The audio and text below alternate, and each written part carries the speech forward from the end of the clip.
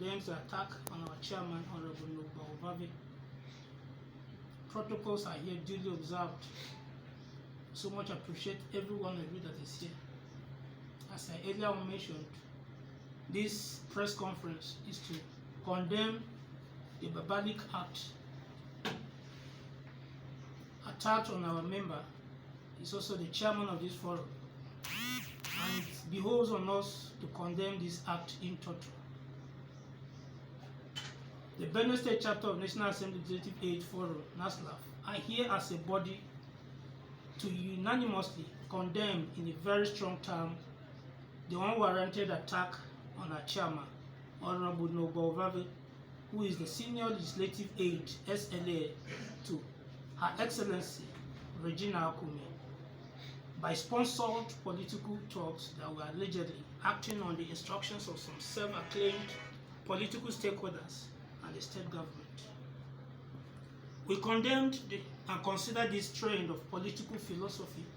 as alien, barbaric, autocratic, totalitarian, despotic, dehumanized, undemocratic, and above all, an affront on the fundamental human rights of the Benue citizenry, which guaranteed freedom of expression and association. The forum perceived this militarization of Benue polity under the incumbent administration as a joke taken too far. Gentlemen of the press, our distinguished audience, you will recall that our chairman suffered an unprovoked attack right in his hometown, Batia Boko local government of Benue State last week, when he stood in for his principal,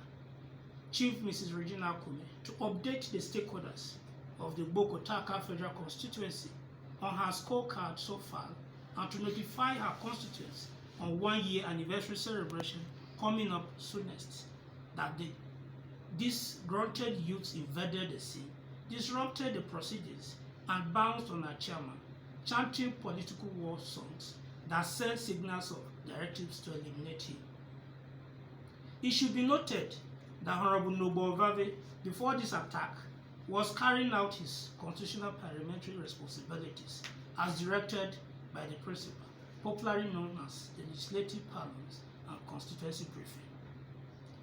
Let it be known that the forum will not be silent in any condemnation of political attacks and violence in the state, because it's undermined the fundamental principles of our liberal democracy and humanity. This attack marks the third in the state on the series of attacks targeted on representatives of the federal parliament, preceding that of Reps Wombu, my principal, and Agbese, as highlighted in a maiden press conference, which has placed our state as one of the highest political militarized amongst the Committee of Nigerian States.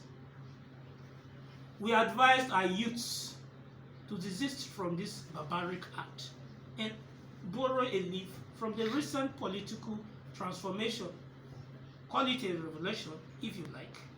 from one of African countries, Senegal, that marks the emergence of a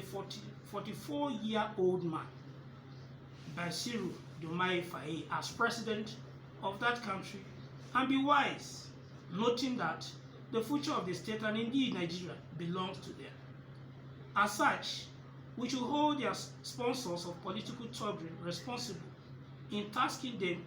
to channel such resources in training them, the so-called thugs, to read better professional courses abroad so that they can be mentally and physically repositioned to take the mantle of leadership tomorrow, and of course, compete effectively with their children, and rather than giving them peanuts to be recruited as thugs, and may unfortunately lose their precious lives.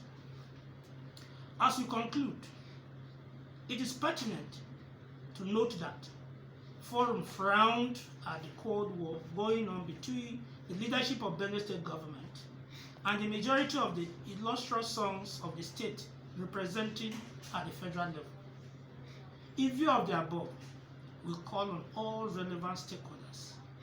to exercise restraint, eschew bitterness, individual pride, and embrace peace,